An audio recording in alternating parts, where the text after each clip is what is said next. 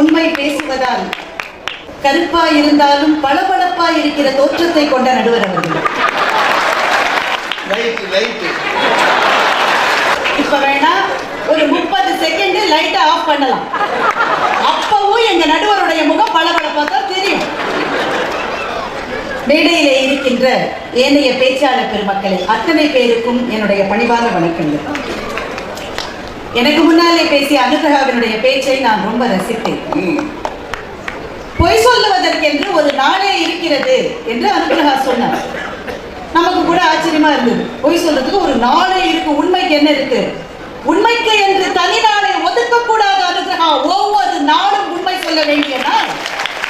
பொய்க்கு தனி முகம் தேவை, தனி நாள் தேவை, தனி முகவரி தேவை, தனி பூச்சுகள் தேவை. உண்மை எல்லா நாளிலும் எல்லா திசையிலும் அப்படியே சத்தியமாக உரையக்கூடியது. அதுக்கு எனக்கு தனி நாள். உங்களுக்கு அப்புறம் பேச போறவர் இருக்காரு, அவர் எல்லா நாளிலும் பொய் பேசலாம். எல்லா நாளும் அவருக்கு பொய் சொல்லுகிற நாளாகவும் இருக்கலாம். ஆனா இன்னைக்கு ஒரு நாளாவது அவர் உண்மை பேசுவார்னு நான் நம்புறேன். ஏன்னா இன்னைக்கு அவருடைய பிறந்த நாள்.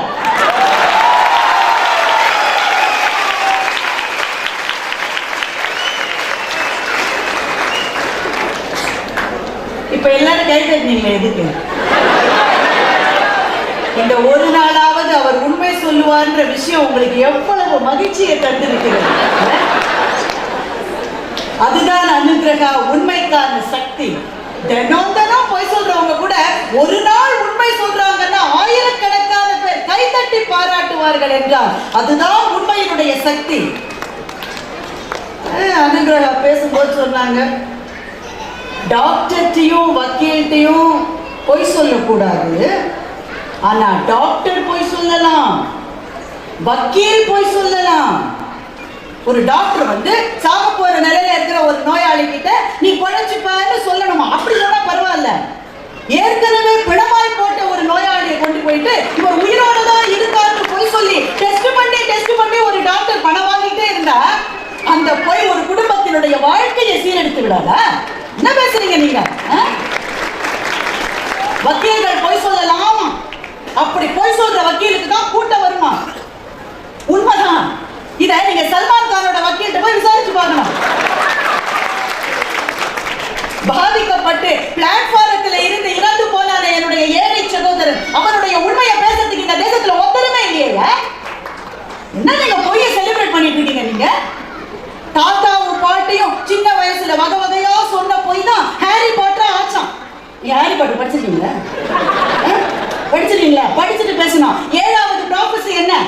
ஹாரி வோல்டெமார்ட்டை கொல்ல அவனை அழிக்க உதவுகிற 7வது ப்ராபசி என்ன? அவன் பொய்யே சொல்லாம உண்மை சொல்லணும்ன்றது அந்த 7வது சட்டம். படிச்சுட்டு பேசுங்க. அதுதாங்க உண்மையினுடைய அழகு. பொய்யே சொல்லணும் ஒருத்தர் வந்தா கூட அவங்களை அறியாமலேயே வெளியில வந்துருப்பாருங்க. அதுதான் உண்மையினுடைய சக்தி. அனுகிரகா சொன்னாங்க, பாப்பாவுக்கு பொய் சொன்னாக்கா சாப்பிடுமா. இது பாரு பூச்சாண்டி வரான், இது பாரு 5 கண்ணை வரான், பொய் சொன்னா சாப்பிடணுமா? அது பொய் இல்ல. அந்த அம்மா அப்பாவை காமிச்சு சாப்பாடு. அந்த மகத்தான உண்மைக்கு மயங்கிதான் அந்த பாப்பா சாப்பிட்டுருக்கு. சுகர் ஃப்ரீ டேப்லெட்ஸ் நமக்கு தேவை என்று சர்க்கரை நோயாளிக்கு கூட சுகர் ஃப்ரீ டேப்லெட் வேணும்னு சொன்னாங்க. சர்க்கரை நோயாளி அவன் சர்க்கரையை சாப்பிட்டா கூட டயபெட்டிக் ப்ராப்ளம் தான் இருக்கும். விடாம சுகர் ஃப்ரீ சாப்பிட்டுட்டே இருந்தா கேன்சரே வந்துடும் தெரியுமா உங்களுக்கு? என்பதுதான் ஆராய்ச்சிகள் சொல்லுகிறது. பொய்யினுடைய பிரச்சனை என்ன? ஒரு பொய்யில் நிற்காது. அதுதான் பொய்யினுடைய பிரச்சனை. எனக்கு அனுகிரகா பேசினதை பத்தி கூட பெரிய கவலை எதுவும் இல்லைங்க. ஒரு ஆசிரியர் வந்து சொல்றாரு, ஆசிரியர்கள் பொய் தான் சொல்ல வேண்டும் என்று ஒரு ஆசிரியர் பேசுறாரு. அதுலயும் குறிப்பா சொல்றாரு, கல்யாணம் ஆனவங்க எல்லாம் பொய் தான் சொல்லணுமா. இங்க இருக்கிற கல்யாணம் ஆனவங்களுக்கு எல்லாம் சொல்றேன், பொய் சொல்லும் போது ஜாகிரதையா சொல்லுங்க. ஏன்னா மனைவிகளுக்கு உங்களை விட ஞாபக சக்தி மிக அதிகம். ஜாகிரதை.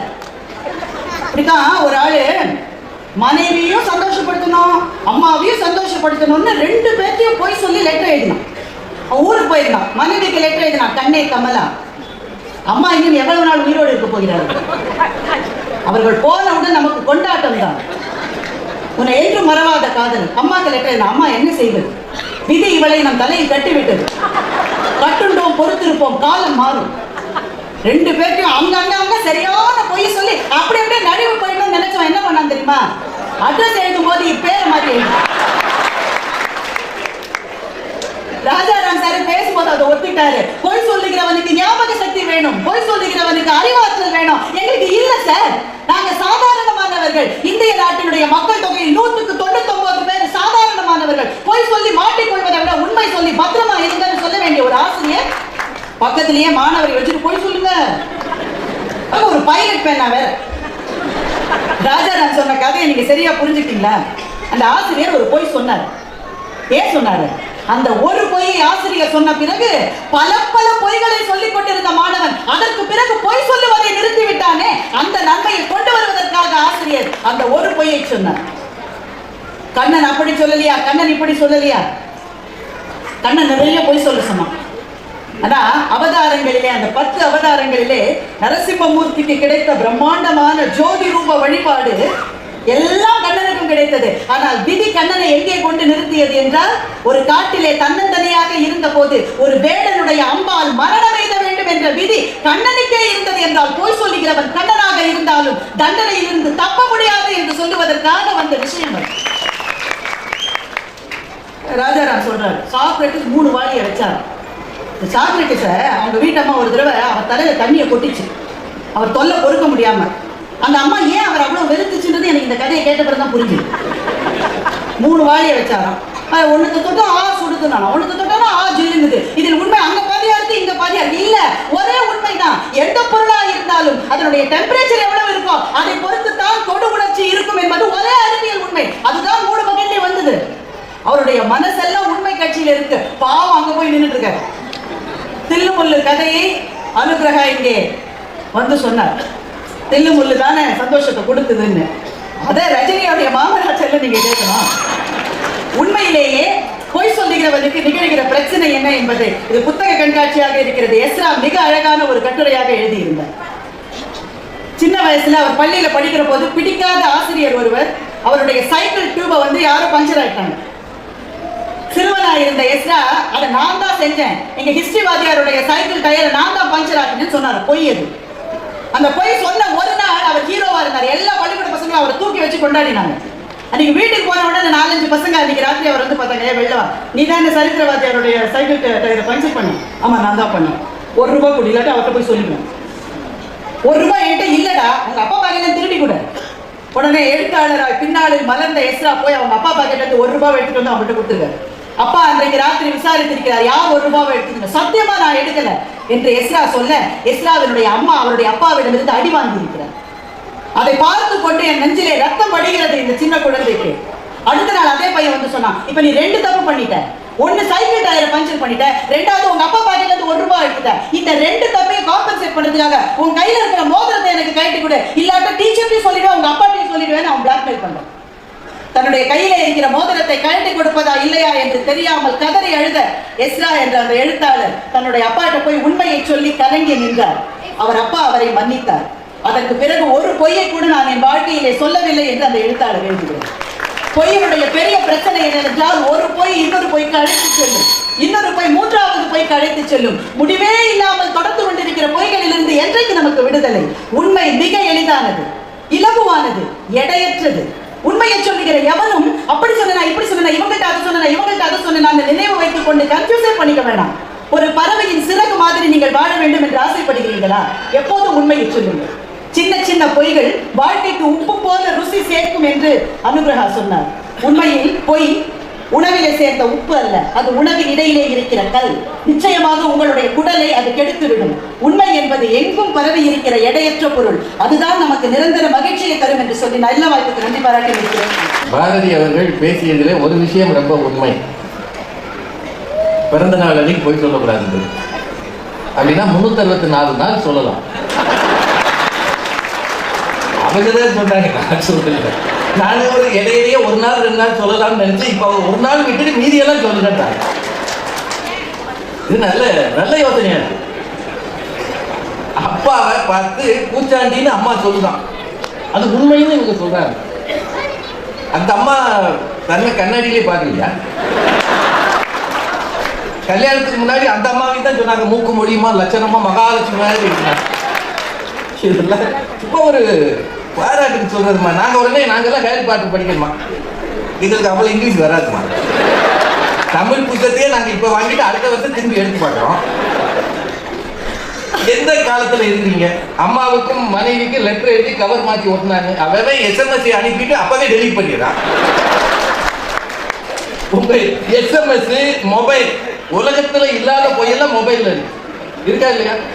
பெரம்பலூர் ஒரு புத்தக கண்காட்சியில் இருந்துக்கிட்டு வீட்டுக்காரமா அப்ப போன் பண்ணுது, ஏன் இன்னும் வரல அப்படின்னு கேட்டா நீங்க என்ன சொல்லி வந்துகிட்டே இருக்கேன், வந்துகிட்டே இருக்கீங்க, இங்க உட்காந்து சிரிச்சுக்கிட்டு இருக்கீங்க. ஒரு சின்ன போயிட்டான், அதுல சந்தோஷம் இல்லையா? ஏன்னா கொஞ்ச நேரம் நிகழ்ச்சியை ரசிக்கலாம். அந்த மாதிரி வந்துருவாங்க நம்பிக்கையில் இருக்கு. உண்மையாதானுங்க. பஸ் ஸ்டாண்ட்ல அடிச்சுட்டாங்க. பஸ் இல்லாம நிக்கிறோம், பதறோம். யாராவது ஃப்ரெண்டு வருவானா பார்க்கலாம், அல்லது போலீஸ் வந்தா சொல்லலாம். அந்நேரம் வீட்டுக்காரமா போன் பண்ணுது, ஏங்க என்னங்க செய்றீங்க? பர்ஸை பறி கொடுத்துட்டேன், பைத்தியக்கார மாதிரி நிக்கிறேன், நீங்க சொல்லுவீங்களா? நான் எல்லாத்தையும் நேர்மையா கேட்கிறேன். நான் பர்ஸை பறி கொடுத்துட்டேன், பெரம்பலூர் பஸ் ஸ்டாண்ட்ல பைத்தியம் மாதிரி நிக்கிறேன், நீங்க சொல்லணும். அப்ப என்ன சொன்னீங்க? இல்ல பேருக்கே தெரியுமே அப்படின்னா உடனே அந்த அம்மா சொல்லு, நீ லூசு, உங்க குடும்பமே லூசு. உடனே நம்ம என்ன சொல்லுவாங்க? இல்ல இருமா, ஒருத்தரோட பேசிக்கிட்டு ஒரு ஆபீசர் கிட்ட நிக்கிறேன், கொஞ்ச நேரம் பேசாம நான் திருப்பி கூப்பிடுறேன் சொல்றதா இல்லையா?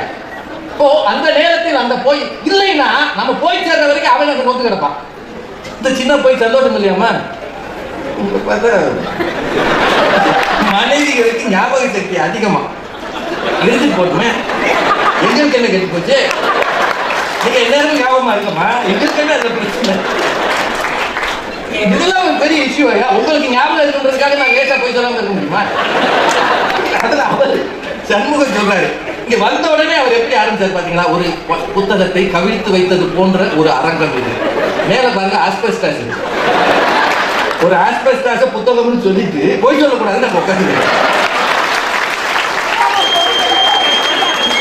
இது ஆஸ்பெஸ்டாஸ், வெயில் அடிச்சதுன்னா இங்க பயங்கரமா வேகம், புத்தகத்தை கவுத்தா அப்படியா இருக்கும். ஆனா அதை சொல்றதுல ஒரு கவித்துவம் இருக்குல்ல, அந்த கவித்துவம் உடனே நம்மளை கைதட்ட தூண்டுதுல, இந்த கைதட்டல் அவருக்கு மகிழ்ச்சி தருதுல. அப்போ ஒரு சின்ன போய் இந்த இடத்துல உங்களுக்கும் மகிழ்ச்சி, சொன்னவருக்கும் மகிழ்ச்சி. இதை வேற நாங்க விடிய விடிய சொல்லிட்டு இருக்கோம். இதுக்கு எதுக்கு ஏதோ இவங்க 3 பேரும் அரிச்சந்திரப்படியே பறந்து வளர்த்துறாங்க. நாங்கெல்லாம் அக்யூஸ் கூடயே என்னையா 3 பேர் ஆசிரியர் முன்னால் மாணவர் போய் பேசக்கூடாதுன்னு அவர் தம்பி சொல்றாரு சண்முகம். நல்லா வகுப்புல யோசிச்சு பாருங்க, வாத்தியார் பாடம் நடத்தி முடிச்சுட்டு அந்த ஸ்டோர் வெஞ்சிச்சா உடனே பாருங்க, ஆமா சார், அதை விட மகா போய் எதுவுமே கிடையாது. அதுல 2 சந்தோஷம் இருக்கு. என்ன தெரியுமா? ஒண்ணு, அவர் நிம்மதியா போவார், பரவாயில்லடா நான் கஷ்டப்பட்டு பாடம் நடத்தினேன் விளங்கிடுச்சு. 2வது, அவங்களுக்கு என்ன சந்தோஷம் தெரியுமா? திரும்ப அதே பாடத்தை அவர் நடத்த மாட்டார். இல்லாட்டி திரும்ப கொள்ளுவார், 1ல இருந்து ஆரம்பிப்பார். இதுதான் ஏன் சந்தோஷம். சின்ன சின்ன போய் என்ன சந்தோஷம் தெரியுது? எவ்வளவோ இருக்கு, என்னவோ பேசுறாங்க. பொய் சொல்றதுக்கு துணிச்சல் வேணுமா? ஆமாங்க, சில பொய் சொன்னா நமக்குள்ளேயே ஒரு சில பொய் சொல்லிட்டோம்னா துணிச்சல் வரும். இப்ப இடி இடிக்குது, மின்னல் வெட்டுது, உடனே அர்ஜுனன் சொல்றாங்கல்ல, கடவுள் பேரை சொல்லுறாங்கல்ல, பயம் வரக்கூடாதுன்றதுக்காக ஒத்தையடி பாதையில போறோம். இங்க இருந்து போனோம் நைட்டு, ஒத்தையடி பாதை எவருமே இல்லை, தனியா போறோம். அரண்மனை டூ பார்த்துருக்கோம். நமக்கு நாம என்ன சொல்லிக்கிறான், நான் தைரியசாலி, நான் தைரியசாலி, நான் தைரியசாலி. ஒன்னும் நடக்காது சொல்லிக்கிட்டே போறோமா இல்லையா? அப்படி சொல்லலைன்னா எங்க அங்கனே அவ்வளவுதான்.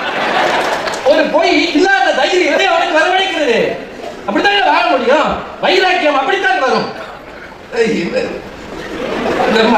தெய்வானை மெட்ராஸ்ல இருந்து வந்தாங்க, உடனே சென்னையை பத்தி சொல்றாங்க. வீட்டுக்கு போட்டில் போக வேண்டும் என்று யாருமே சொல்லவில்லை. 100 வருஷமா பெய்யாத மழை பெய்யும் நாங்க கண்டவா? அதுவே 100 வருஷம் பெய்யாத மழை ஒரே நாள்ல பெய்யுது. இந்த உண்மையெல்லாம் வாங்கிக்கணுமா நீங்க? அவங்க சொல்றது பாருங்க, வெள்ளையா இருக்கிறவர் பொய் சொல்ல மாட்டார் அப்படின்னு தெய்வான சொன்னாங்க. ஐயா உடனே குறுக்கிட்டு, அப்ப நான் தான் அதிகமா பொய் சொல்றேன் அப்படின்னு அவர் சொன்னார். உடனே மாத்தினாங்க பாத்தீங்களா, நான் வெளியில் இருக்கிற வெள்ளையை சொல்லவில்லை, உள்ளம் வெள்ளையாக இருப்பதை சொல்கிறேன். இதை விட ஒரு பொய் இருக்க முடியுமா? யார் ஒருவராவது உள்ள வெள்ளையா இருக்குன்னு நீங்க பாத்தீங்களா? அது யாராவது இருக்காது. இப்ப நான் உள்ள வெள்ளையானவன்னு நானே சொல்லிக்கிறதா? எதுக்கு? இதெல்லாம் ஒரு சமாளிபிகேஷன். அதனாலதான் கவுண்டமணி சொன்னார், அரசியல் இதெல்லாம் சாதாரண அஞ்சு போன வயசுல அவ்வளவு நேரம் பேசிட்டு பட்டிமன்ற மேடையில நம்ம பேசுறது அத்தனையும் சத்தியமா? இப்ப நானே பேசிட்டு இருக்கிறதுனால நொந்து போய் வந்திருக்கேன். வரும்போது பாரதி மேடம் சொல்லுவாங்க, ராஜா சார் நீங்க நல்லா பேசுனீங்க, நான் நீங்க சொதப்பியிருக்கேன். ஆனால் அவங்க எதுக்கு சொல்லுவாங்க, பாண்டியன் எக்ஸ்பிரஸ்ல போகும்போது இவன் பத்திரமா போகணுங்கிறதுக்காக. நல்லா பேசுறேன்னு நான் பெரம்பலூர் கிட்ட வரும்போது குதிச்சுட்டேன்னா ஒரு உயிரை காப்பாத்துறதுக்காக ஒரு போய் சொல்லியிருக்காங்க. சந்தோஷம் தானே இது. இது மாதிரி 1000 இருக்குங்க. சினிமான்றது போய் தானங்க. இங்க எல்லாரும் சொல்லுங்க, சினிமாங்கிறது உண்மையா பொய்யா? ஸ்கிரீன்ல காட்டுறாரு ஒரு ஆளை, விஜய் வர்றாரு, அஜித் வர்றாரு, அவர் வர்றாரு, இவர் வர்றாரு, அது வெறும் ஸ்கிரீன். ஒரு சுவிட்சை ஆஃப் பண்ணோம்னா ஒண்ணு வராது. அதுக்கு பேர் பிம்பம், இமேஜ். ஆனா அந்த இமேஜை பார்த்து அவர் வந்துட்ட மாதிரி கட்டுறமா இல்லையா? நீங்க யோசிங்க, ஒரு படத்தை காலத்தானே காட்டுறாங்க, நம்ம சட்டையை கிழிச்சு ஏறிறாங்க. ஒரு சின்ன பொய்யாது, பொய்னு தெரிஞ்சுக்கிட்டே கத்துறாங்க. எப்படி மகிழ்ச்சி தருதா இல்லையா? இப்படித்தான வாழ்க்கையே. அடுத்த வருஷம் வீட்டுக்காரமா நம்ம பேசுறோமா இல்லையா? தீபாவளிக்கு என்னதான் ஒண்ணுமே கிடைக்க மாட்டேங்குது, எல்லாரும் 10,000 20,000 ட்ரெஸ் வாங்குறாங்க, சேலை வாங்குறாங்க. நம்ம உடனே என்ன சொல்லுவோம்? சாமர் அடுத்த வருஷம் 25,000 ரூபாய் ஞாபகம் சக்தி இருந்தா எழுந்து போட்டுங்க. நாங்க என்ன 2017 நான் சொன்னோம், அடுத்த வருஷம் சொன்னோம். அடுத்த வருஷம் 25,000 ரூபாய். ஏதி எப்படி கிடைச்சா சரி, உனக்கு வாங்கி கொடுக்கல, என் பேரை மாத்திக்க. என்ன மாத்துவேன்? லூசுன்னு சொல்லிப்போம். பேரை மாத்தி என்னையும் ஆக போகுது. அந்த நேரம் சந்தோஷமா இருந்ததா இல்லையா? எவ்வளவு இருக்கு. சரி, வேற ஒண்ணு வேண்டாம். இப்ப நாங்க எல்லாரும் போட்டோவுக்கு போஸ்ட் கொடுத்துருமே, அப்ப ஒரு சிரிப்பு சிரிக்கிற மாதிரி உண்மையா? அந்த போட்டோகிராஃபர் ஸ்மைல் ப்ளீஸ் அப்படின்னாரு. நம்ம உடனே சந்தாரிங்களா எத்தனை படத்துக்கு தான் பல்ல காட்டு. அந்த சிரிப்பு உண்மையா? சார் விடுங்க சார், போகணும் சார். சார் ஒரே ஒரு படம் சார் ப்ளீஸ், ஒரே ஒரு படம். ஐயா பின்னாடி, பாரதி மாடு பின்னாடி வந்து அப்படியே போட்டோ எடுக்கிறாங்க. நம்மள அப்படியே சிரிக்கிற மாதிரி உண்மையா? அது அந்த ஸ்மைல் உண்மை இல்லை. ஆனா அதுல ஒரு மகிழ்ச்சி அவருக்கு கிடைக்கிறது. அதுக்காக பொய்யாக சிரிக்கிறோம் இல்லையா? 9:30 மணிக்கு ஒருத்தர் உங்க வீட்டுக்கு வர்றாரு, சொந்தக்காரர். நிறுத்த சொல்றாங்க. ஒரே ஒரு விஷயம், 9:30 மணிக்கு ஒருத்தர் வர்றாரு நம்ம வீட்டுக்கு, கதவை தட்டுறாரு. சொந்தக்காரர், சம்மந்திக்கு வேண்டியவர், நம்ம சம்மந்திக்கு வேண்டியவர். அடிக்கிறாரு, கதவை தட்டுறான். Am I disturbing you? நான் எதுவும் தொந்தரவா வந்துட்டேன்னா? உள்ளுக்குள்ள சண்டால பாதி 9 மணிக்கு வரலையா? ஆனா என்ன சொல்ற? ஐயோ நீ வாங்க, எப்ப வேணாலும் வரலாம். இது உண்மையா பொய்யா? அவர்கிட்ட அவனுக்கு அறிவு இருக்கா? 9 மணிக்கு வந்திருக்க, நாங்களே படுத்து தூங்கலாம் இருக்கோம், அதானே சொல்லியிருக்கணும்.